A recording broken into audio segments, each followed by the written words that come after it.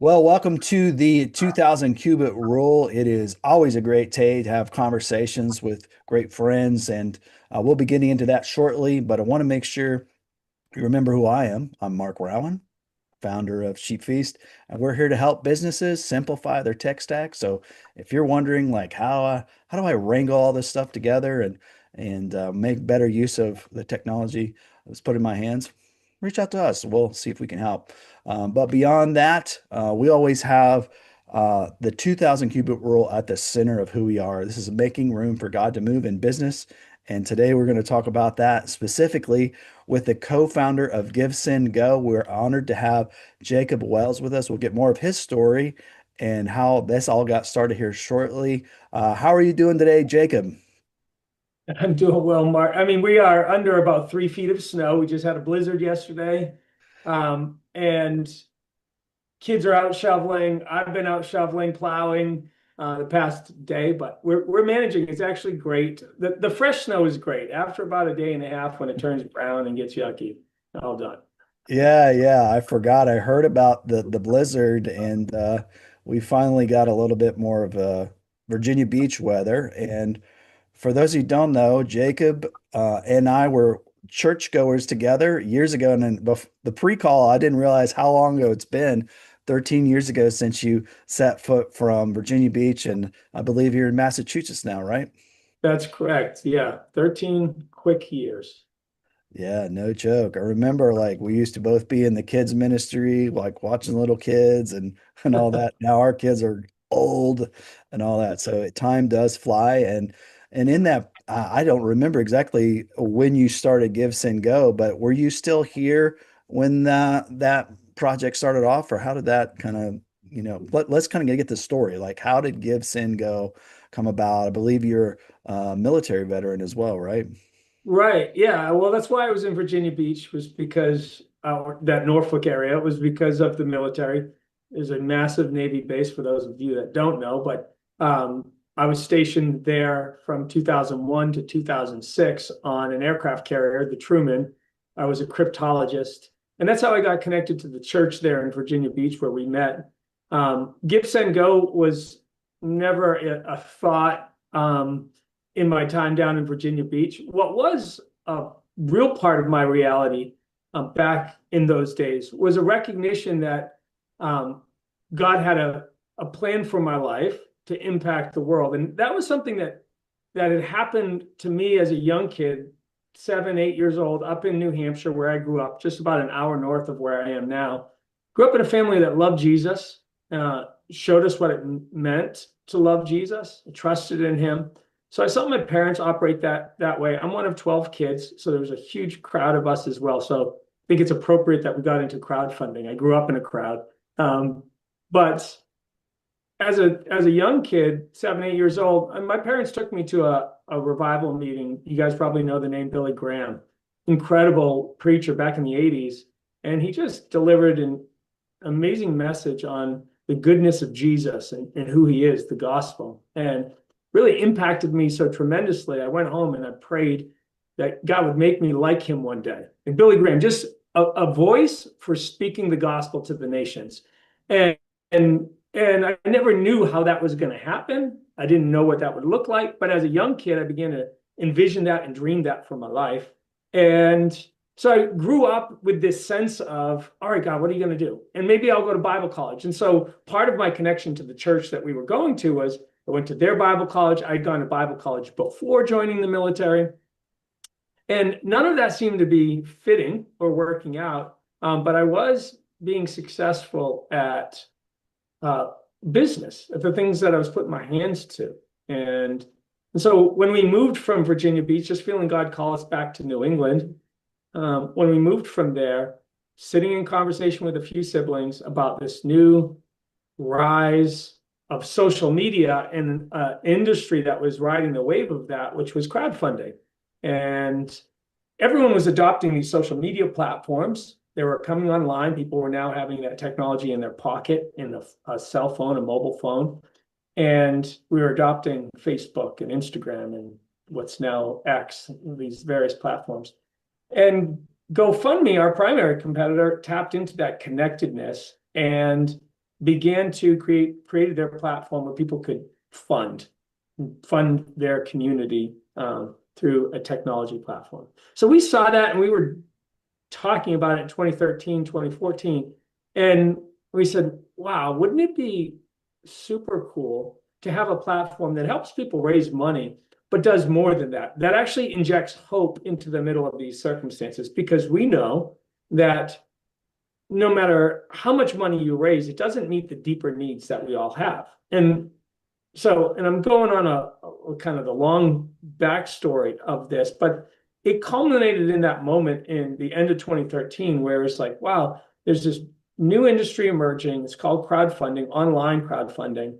And um, GoFundMe's doing it, but they're kind of missing some pieces. What what would it look like if we created a platform that was built to share more than just money? And so that was the genesis of GiveSendGo. Like, let's figure this thing out. We really didn't have a background in tech startup or anything like that. We bootstrapped it. We can get into all of that stuff, but it was just birthed, I think, from that original moment as a young kid, because we began to see and have now seen the impact. We're in 80 countries around the world, millions of people use our platform every month. It's just an incredible way, and we share Jesus through all of it. So super cool.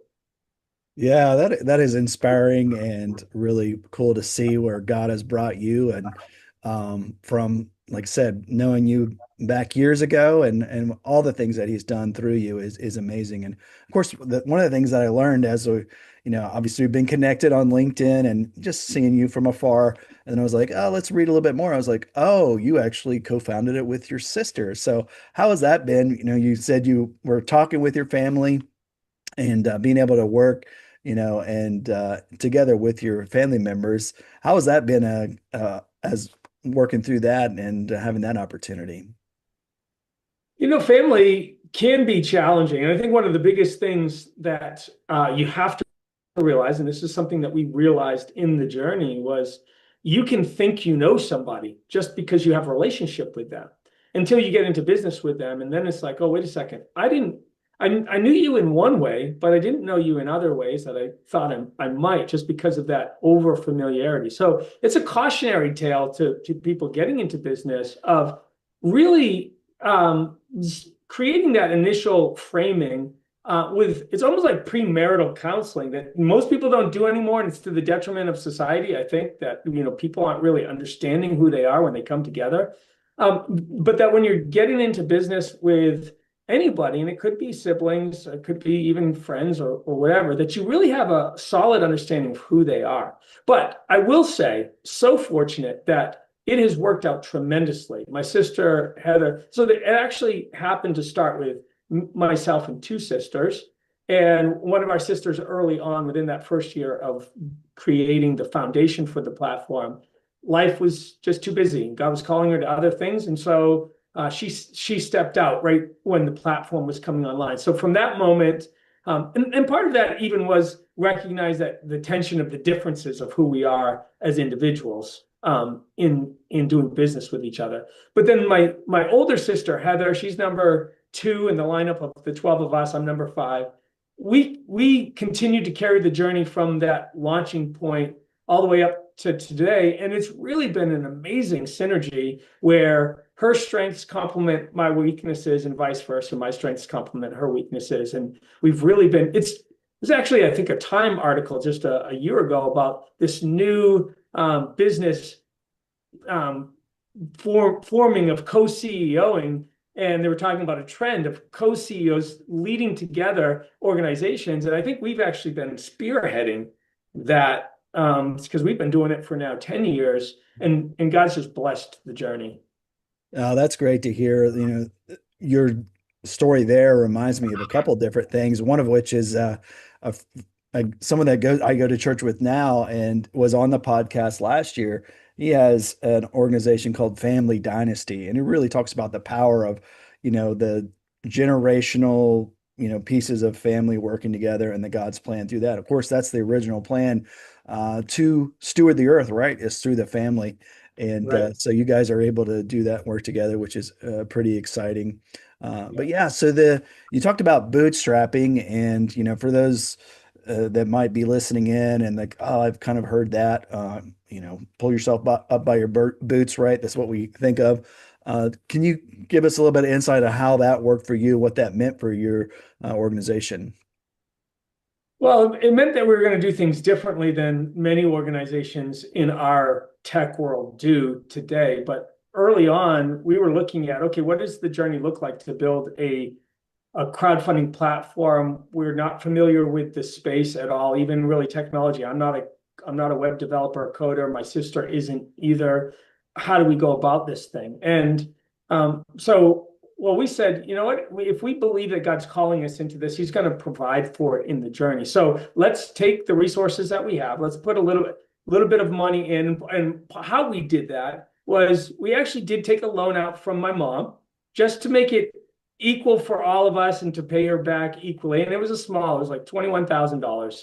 0% based on the credit card she had. It was 0% interest that she was able to get. And we were able to pay that off within the first year. But we said, all right, God, you've led us on this journey. We're going to work our butts off, but we're going to stay within the confines of the growth that the company has. So whatever money's coming in, that's what will go to fuel its future.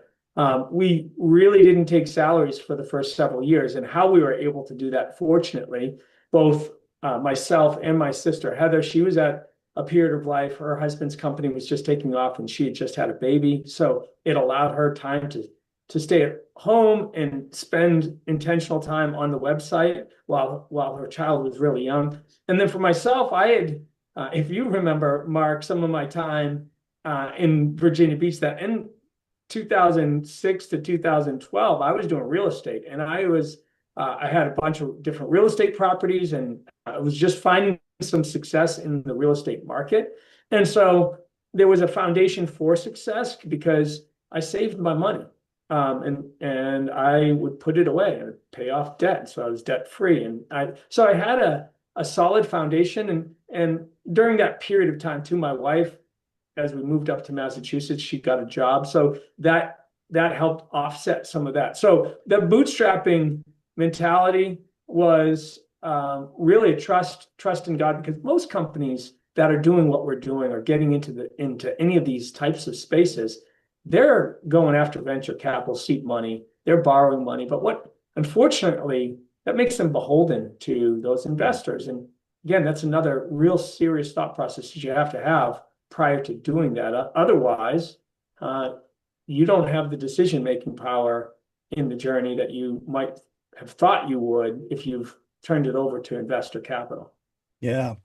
Now you're speaking our language because we're in the bootstrap ourselves, right? We believe in that as far as what God's called us to do, and kind of a similar thing, right? If you go out and get money from someone else, then they're obviously going to have an interest in what you're doing with that. And if that's what's God's called you to do, then go for it, right?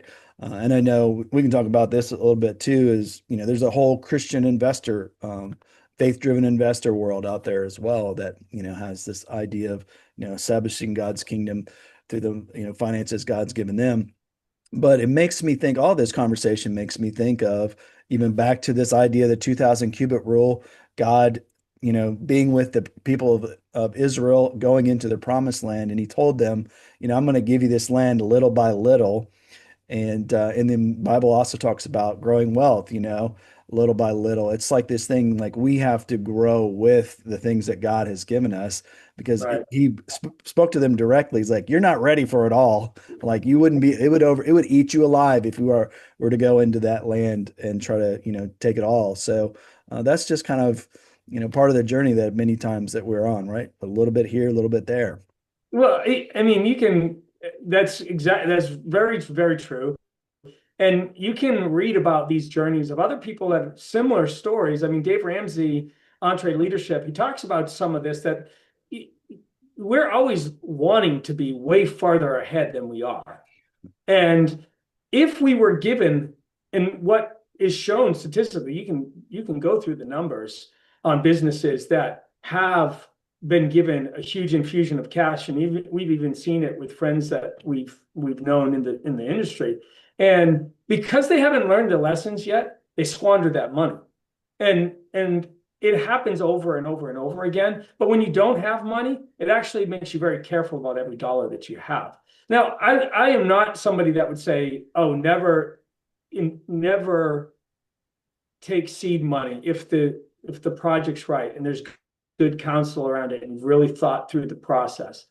But I know that in most journeys, the lessons learned in bootstrapping and actually staying really lean are really valuable to the journey. It's that slow and steady. It's the turtle winning the race against the hare. It's like that slow, steady movement along where if we had gotten the growth, even those splashes of growth that some money can push, you don't even have the infrastructure to carry it.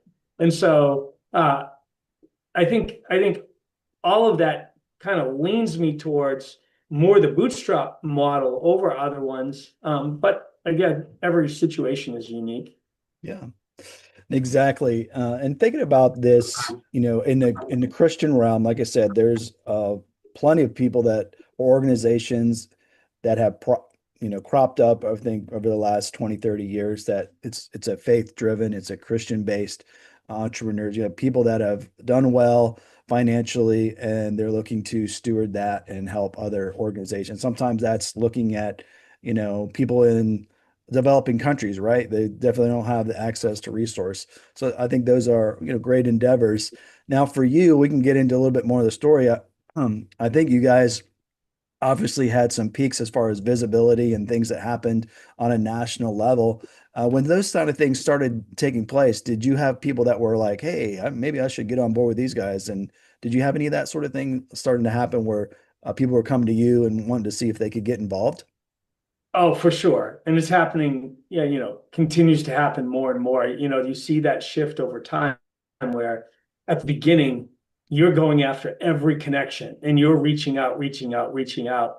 And now it's like just the opposite.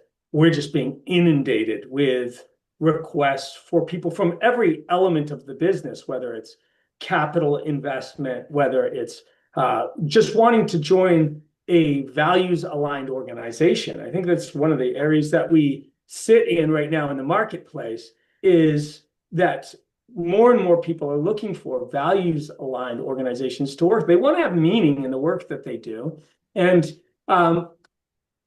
so I think that we've seen it continue to happen over and over, where more people are approaching us about coming along in the journey, and it provides opportunity. I think the caution even in that, and we've said this at GiveSendGo for a long time, is don't die the death of 1,000 paper cuts. We can bleed out by doing too many things, extending ourselves in too many ways, going after too many what look like opportunities. And that's the pitfall for entrepreneurs, is that we're always engaged with the new flashy thing. That's our mentality. That's our MO, is like, that's what we want to go after. And we have to be really careful about, this is actually a Steve Kelly sermon that I took to heart years and years ago, which was, it's a biblical passage in Psalms 84. It says, the people of God will go from strength to strength until they reach the city of Zion.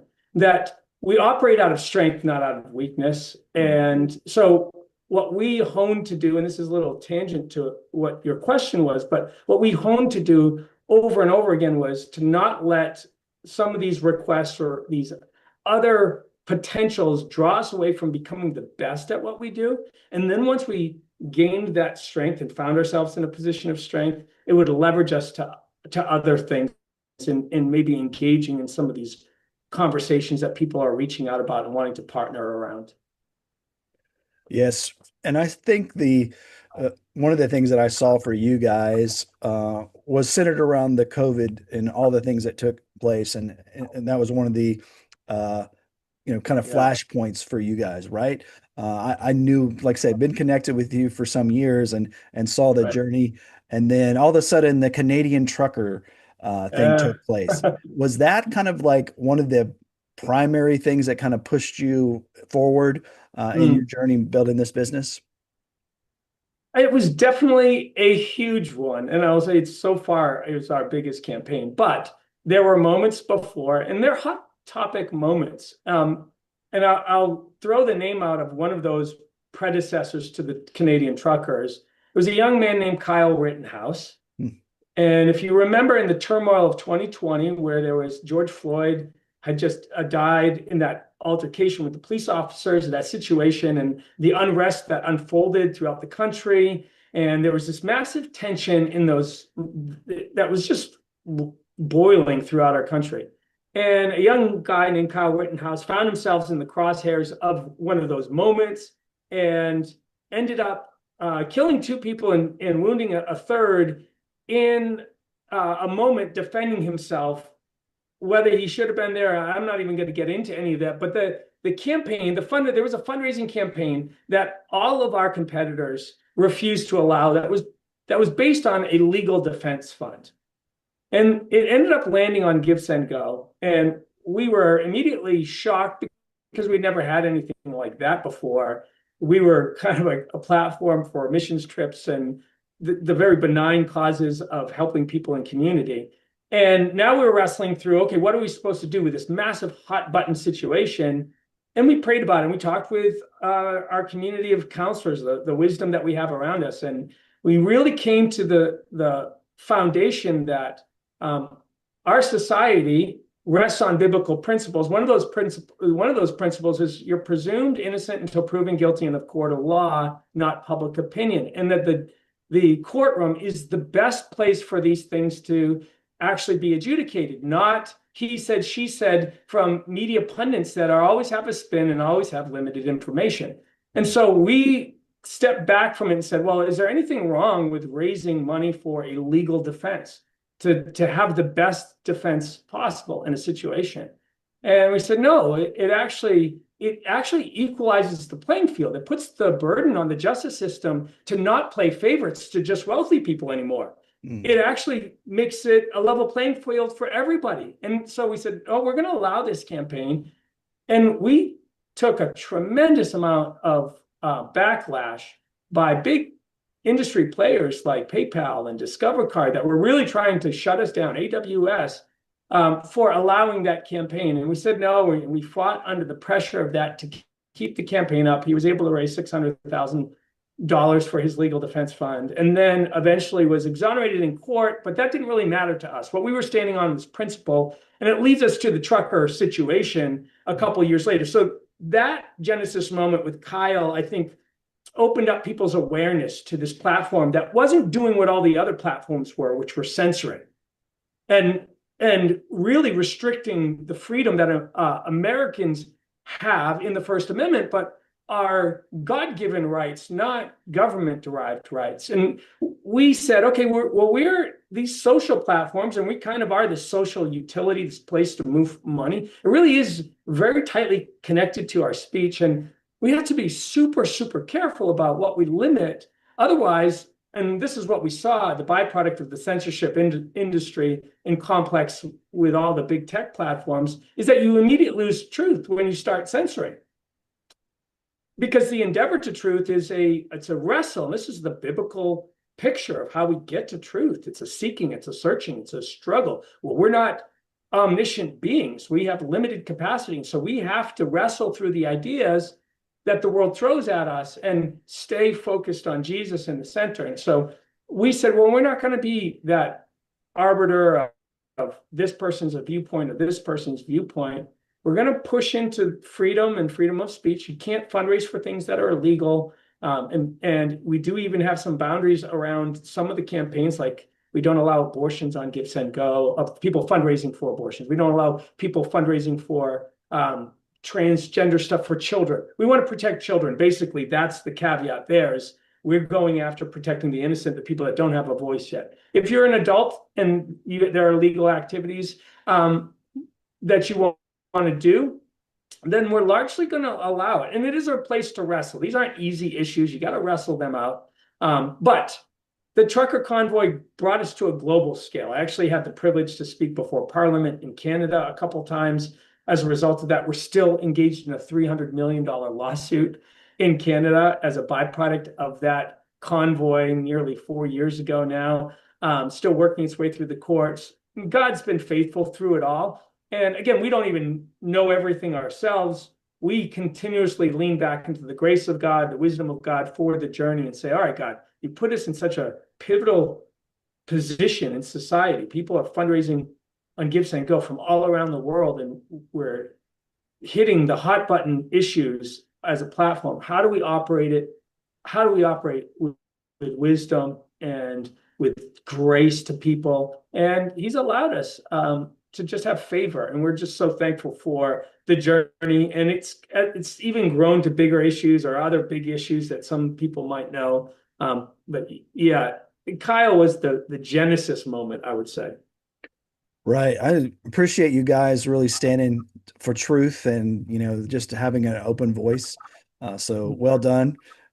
Jacob, GiveSendGo, and your whole team. I know it's not an easy thing to do when, especially during that season, and it probably still continues to happen, of course, but there was a big, you know, outrage across society about like, oh, who should we back and all this kind of stuff, and 2020 and COVID really highlighted these issues within our society about those type of things. So yeah, thanks Right. for doing that. You mentioned these the delineation of we're not going to allow people to raise funds for things that could affect children. But as far as your platform is, people of any faith can come on and utilize it and raise funds for kind of Yeah. what they want, right? Yeah, and there's a reason behind that. And until God tells us different, again, we say this all the time, we're walking in a grace journey, which means, I'm going to give grace to the people that disagree, the people that agree, and even ourselves to not always get it right. I know that in looking back in the journey we've had so far, and be like, yeah, I probably wouldn't do that again because we didn't get it right or we've learned in the process. You have to give yourself grace in the journey, and that's what we've done. Um, remind me the question that you were just pointing. Just being able to have other people of Oh, other faith. phase, other exactly. So our platform, the reason why is our mission at GiveSendGo. It's as clear as can be. Our mission statement is to share the hope of Jesus through crowdfunding. What we believe, we know, and this is God's word too. Ephesians 2:10. You are God's workmanship, created in Christ Jesus for good works, which He prepared in advance for you to operate and live in. That good works there, it's talking about godly works, the works that God's put and gifted you to do in the marketplace. And I think too often, many business leaders, business owners, they divorce their faith from the work that they do. And it's such a shame. It's the greatest opportunity that you have to impact the market. And so when we look at what we're allowing, what we don't allow, and it's under the covering of our mission statement to share the hope of Jesus through crowdfunding, we say, what incredible opportunity do we have to allow people that we disagree with on our platform about what they're fundraising for, but then be able to share Jesus in that moment to them. And we do that a whole bunch of ways that are unique. That we have a hope team at GiveSendGo, and it's made up of a couple different parts, but one of those parts is our prayer team. Now, our prayer team actually calls every campaign and prays with the person that's fundraising. It's an incredible, incredible thing. We've had thousands of calls are made every week. This is the scale of what's happening at GiveSendGo, but we've had atheists and Buddhists and agnostics and literally everyone in between, where we've had the opportunity to get on the phone with them and actually pray to God over them and for them in a positive, life-giving way. If it's something that we disagree with, there's still plenty that we can do to speak to God on their behalf that He would reveal Himself to them. So we take those opportunities super seriously, and the stories that we get back from our prayer team on a daily basis are incredible. I mean, I'm thinking about one right now where a guy who was an atheist, he answered the phone. He's like, I'm using you guys because I like your free speech approach. I like the fact that your fees are less, some of these various elements that make GiveSendGo, we say, better. But I have no idea that you're calling. And I don't believe in this Jesus God stuff, but you're welcome to pray for me if you want. And by the end of the prayer, he's sobbing. Mhm. He's absolutely weeping because he's never had someone speak Jesus over him and just lift him up before him. And what that means, the word of life that comes, God's word says that his word is life. And Mhm. so many people, we live in a world that is just death, death. The media's death. Like everything's just preaching death to us. And we have the word of life in our mouths. And our team's able to do that to people from all over the world. And it's incredible. And he's just so blown away by the life that was just spoken over him. And, those happen literally on a daily basis, those stories. Now, yeah, there's lots of campaigns from Christians, and they love the prayer too. And we're grateful to do that. But it's amazing to see how God has used our open door policy to really instill the gospel throughout the world in such a huge, huge way, impactful way.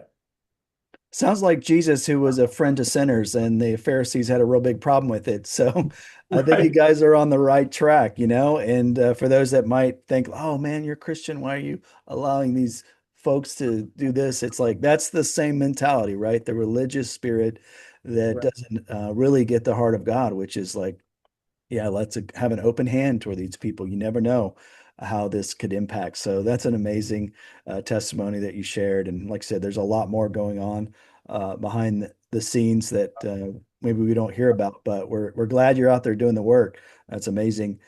So Yeah. you mentioned, you grew up in a big family, you were like the big crowd, right? And as I was thinking about this, getting ready for the podcast, I was thinking this is really the idea of the body of Christ. We are crowdfunding, Mm. just in general, right? As every joint supplying in the roles that we have to play. So the kingdom of God is being crowdfunded every single day by all of our efforts.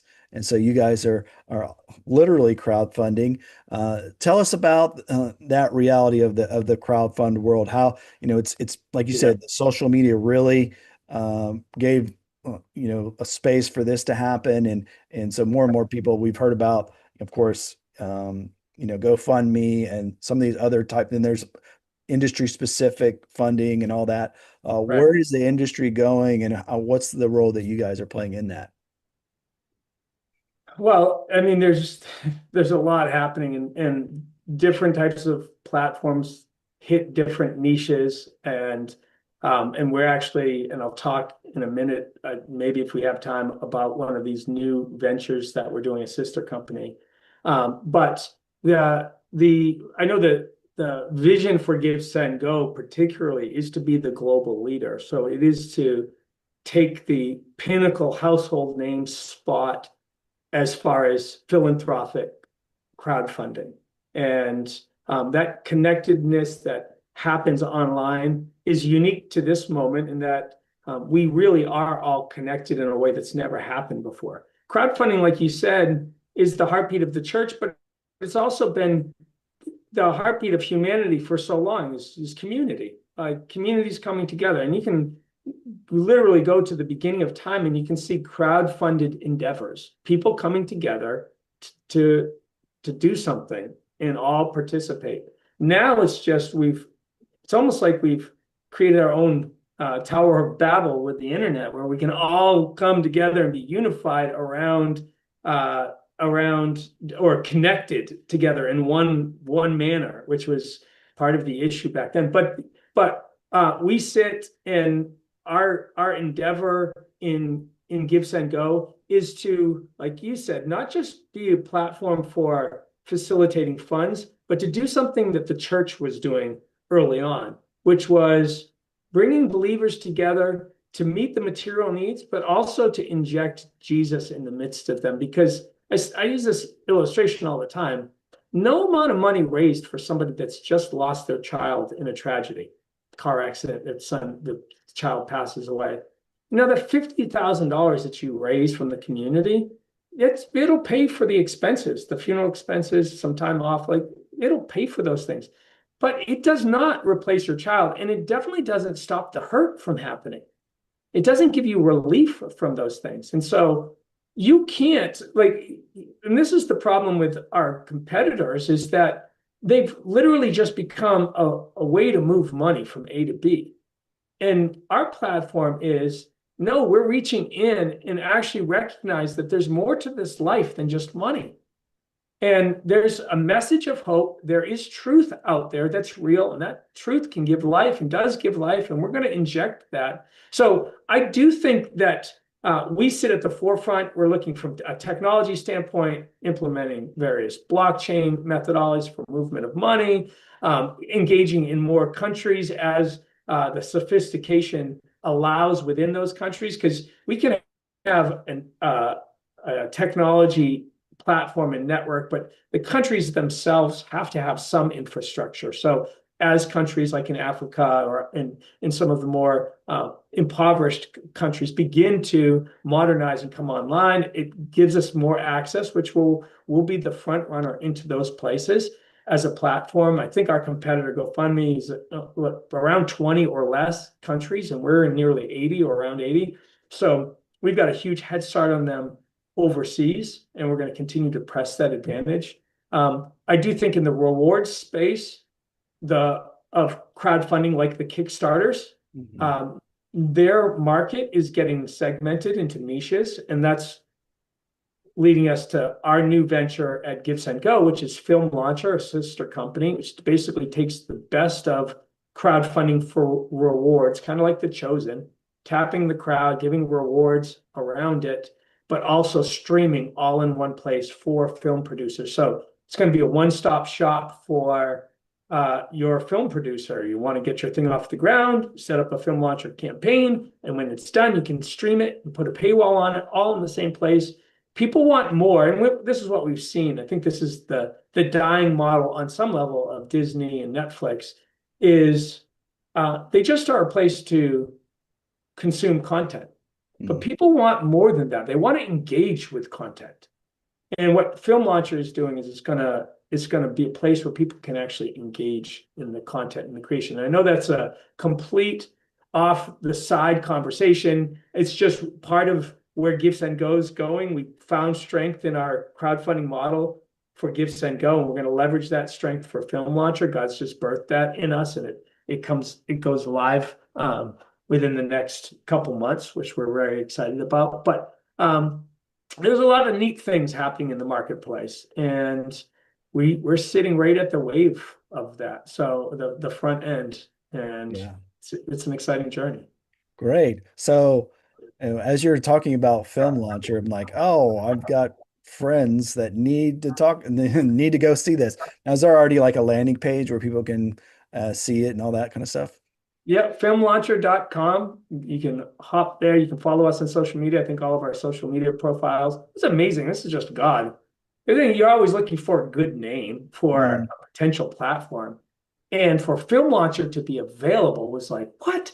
A two-term, URL name that completely encapsulates what we're doing, helping people launch films. Like, you can't get any better than that. Film Launcher. So so simple. And we were able to get it for like $5. I mean, it was so cheap, and all the handles were able. So yeah, go to filmlauncher.com. You can follow. You'll get announcements as we roll things out and get things going. It's very exciting.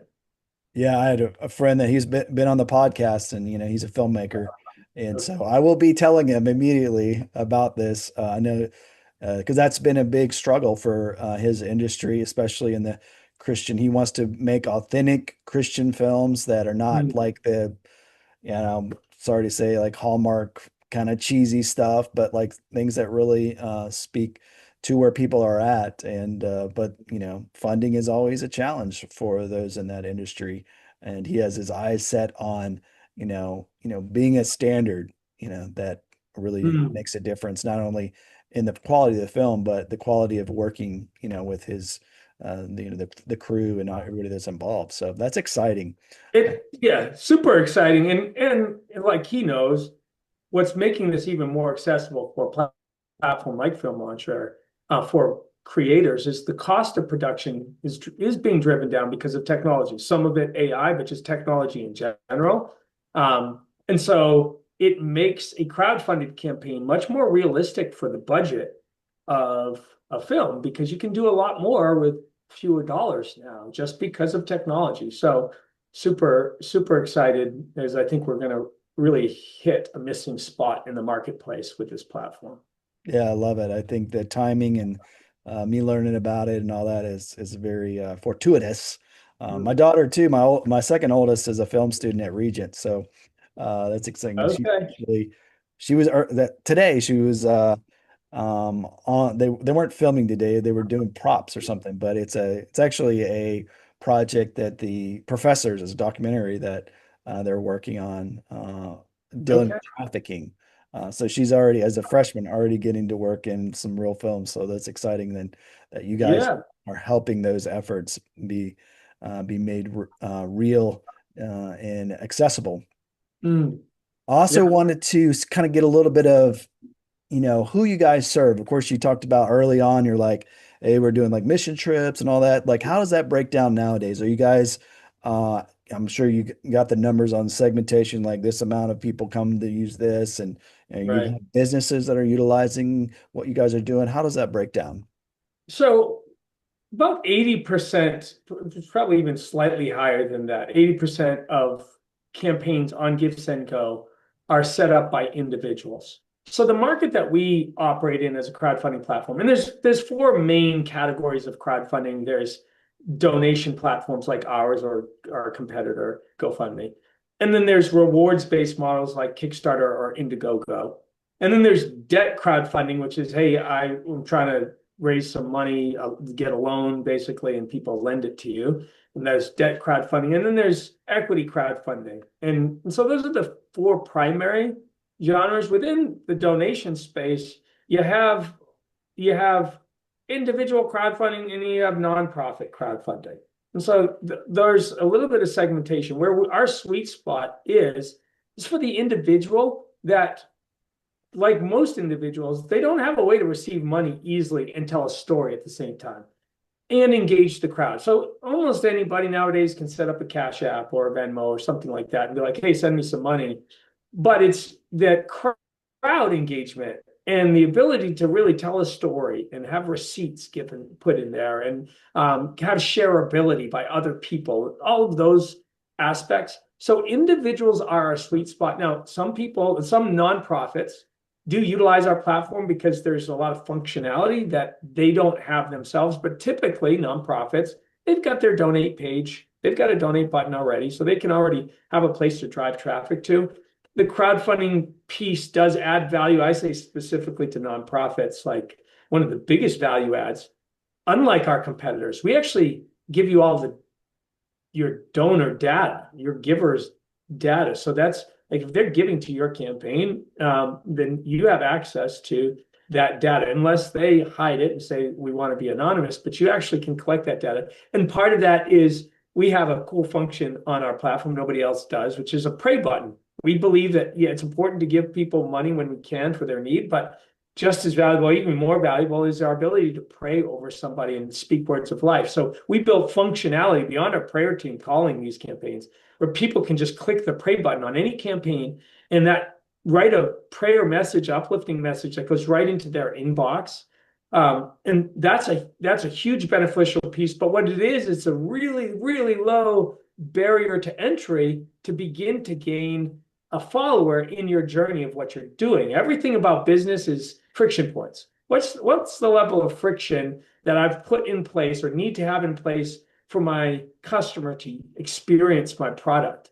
Right. And to pay money as the minimum barrier to entry is a higher friction level. So when we were looking at it, and we didn't really realize this with the pray button initially, was that, wow, this is actually a really, really low barrier because it doesn't cost anything. You literally just have to click a button and send a prayer message. And now the nonprofit has access to be able to collect a pre-giver information and follow up with them on their story. So it's a useful tool to nonprofits, but particularly our platform is used primarily by individuals. About 75% are currently here in the US, 25% overseas. And there's a breakdown of what that looks like. You see Canada and then the UK and Australia as some of the bigger drivers there. And then, with 80 countries, just a smattering all over the place of the smaller ones.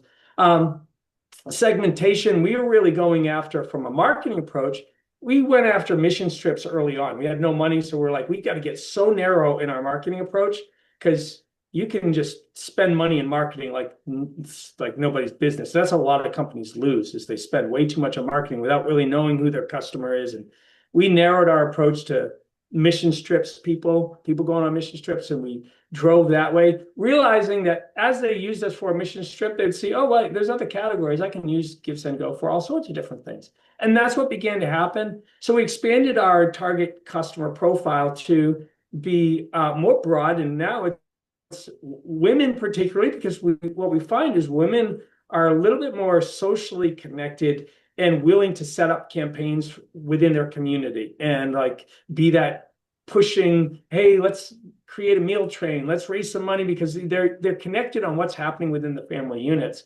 And so that's our target is more that 20 to 45-year-old, maybe even 50, that area of women as a target. Now, everyone uses us, men use us, everybody in between, people of all different faiths. But as far as our marketing trajectory, that's where we've gone a little bit heavier on. Yeah. Well, we're getting close to wrapping our time together today, Jacob. And so far, it's just been a great conversation. Love hearing where God has brought you and all the, influence that you have for his kingdom. The one thing that, as I've been listening and watching, I see that your tagline is "Shine Brightly." Can you tell us a little bit about how that became kind of your statement that goes along with you?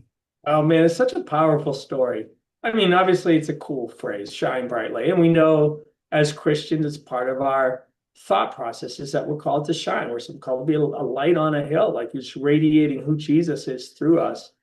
But how it came to us specifically, we had just gravitated to the shine brightly term early on with that, say, more generic thought process to shining brightly, like, oh, just cool. So everything that we did glowed. Everything like I think, am I wearing one right now? Yeah, I am. So I've got a glow in the dark, shine brightly wristband, GiveSendGo wristband. So it glows in the dark at nighttime. You can find your way home. Is this thing even working? We have these little fans that we send out, and it actually says shine brightly when it's probably batteries are low, but little things like that we do, just shining objects. But we were at a concert, we were sponsoring an event. I was asked to get up right in front of Matthew West. He's the headliner. We've sponsored the event, so we get a couple minutes to talk to everybody. It's about 6,000 to 7,000 people on the side of a mountain. Just incredible situation. And I'm a couple hours up in front of that praying with my sister. I'm like, well, God, what do you want us to talk about? And I was like, we're up on this mountain. Everyone's worshiping you. We're having this amazing time. What do you want us to talk about? And immediately I get this image of Moses, this like recall of Exodus, where Moses is coming down from the mountain, and he's got these, he's been in front of the glory of God so much so that it's radiating off of him. It says that he has to cover his face because he's radiating the glory of God. He's in this mountaintop moment, communion with God, and he's radiating. I was like, oh, well, that's a really neat picture of someone actually shining, literally shining brightly. It's like coming off their countenance. And then as I'm sitting there, I get the same image, same picture of a New Testament event where it happened as well. And it's in Acts 7 with Stephen, the first martyr. And it says, as he's like getting stoned to death, his face begins to radiate like the face of an angel. And I was like, what? This is incredible. God puts a picture in the Old Testament of communion with God on a mountaintop, and then of shining brightly, someone's countenance changed. And then he does the same thing in the New Testament with someone in the valley of sacrifice at the lowest moment of what can be seen as circumstance in life. I'm like, what an incredible picture of what shining brightly actually is. It's not just mountaintop pictures. Like if you just stay on this, like I'm in church all the time, I'm sitting on this mountaintop, I'm not pouring anything else, I'm just having a great communion with God, you are missing the fullness of shining brightly. And it's that other side, it's that other moment where it's like, no, my life as a believer is poured out. It's called to sacrifice. I mean, it's the image of Jesus on the cross. And we see Jesus shining brightly on the mountain of transfiguration. This beautiful picture came together. So I got to get up in front of these thousands of people and express what I just told you, this story of like shining brightly. You can't leave this moment right now with just a mountaintop experience. You need a sacrifice into it. And that was the call in that moment. But it's stuck with us, become so much more vibrant in our journey now that we're called to shine brightly. What it means more than just mountaintop experiences. It's in that valley of sacrifice as well. And yeah, so that's the story of Shine Brightly. It's so powerful. I had never heard it before. It was literally God was just speaking it to me before getting up on stage. Amen, brother. That'll preach. That's what they say, right? And so thanks for sharing that encouragement that God gave you on the mountain, and that it definitely goes with us in the valley as well. I want to kind of give you the last word here, and you can think about it. So I want you to kind of speak to the entrepreneur that was in the place that you were, right? They're bootstrapping and they haven't got to the place where you guys are yet. I want you to give a word of encouragement here shortly. But for everybody, I want you to, if you're listening in or on the recording, make sure you go to GiveSendGo and .com, right? GiveSendGo.com Right. and check out what's going on there. You can get involved, just like Jacob said. Go and pray for people, even if you're not ready to support anything at the time. And of course, the film launcher, it's filmlauncher.com, right? That's Go there. If you know people in the film industry, tell them about it. You want to support these great works that God has allowed Jacob and his team to steward. So, Jacob, throwing it back to you, what kind of encouragement can you give to the Christian entrepreneur that's kind of in that early stages, or they're not paying themselves yet, but they're really working toward what God's called them to? right. Yeah, no, been there and so thankful that God's taught so many lessons through it. Well, one of the primary themes of Paul in the New Testament is that we run with endurance. It's reiterated over and over in his epistles to the churches like, hey, this is a race of endurance. You need to endure to the end, go the long, go the distance. It's not a sprint, it's endurance. And so my encouragement to you is stand strong in the journey. Know that this is not intended to be a sprint. It is intended to be something that is long lasting, that it's not about the destination. It's about that journey, learning the lessons that God puts you in the midst of those moments. Um, and the advice around that is, I know for us, what was so critical early on was having great wisdom and counsel around us. When we operate by ourselves, and sometimes as entrepreneurs, we like to lead and we run off on our own, that we don't surround ourselves with good counselors. And the great people, and I'm not talking about yes men or women. I'm talking about people that will challenge you in your ideas, because we had to be challenged over and over again to not give up, because they were seeing our growth when we weren't, in the sense of like, no, your numbers actually look really good, but we're like, yeah, but I'm not getting paid yet. And so having people around you that can speak into it, validate that, make sure you do that. Invest in your community, figure that out, be a part of a community at church or something that can help speak into those areas, but run with endurance. This is, in doing so, you will win the prize. And I think GiveSendGo, we've seen that come to fruition, but we're also realize that there's a lot more that God wants to do through our organization. And then lastly, there's so many things I could talk about, but that the world wants to hear from you in your business about Jesus. There was a marketing study a couple, probably 7-8 years ago, that showed that consumers would rather use a faith-first business by 6 times over one that didn't show their face. That was the opposite. So we are too often being beholden to the few minority people that scream when you present Jesus within your business. And you need not to fear that. Your biggest audience is when you say with boldness, no, I'm unashamed. In this work God's called me to do and work out is to be bold about who Jesus is. Not in an awkward way, but just in a real, like, hey, Jesus is real. This is how he impacts. This is how we can impact you through our business. So be bold. You will see your business expand like never before. And that's my final encouragement. Well, Jacob, that's a real confirmation for me personally as well. Just the focus on Jesus. Let's talk about Jesus. Let's make him the central figure of who we are as individuals and what we do with our businesses. And we thank you, Jacob, for shining brightly in what you guys are doing. And for everyone else, you guys need to continue to shine brightly as well. So bless you, Jacob, and for everyone else that's part of the 2000.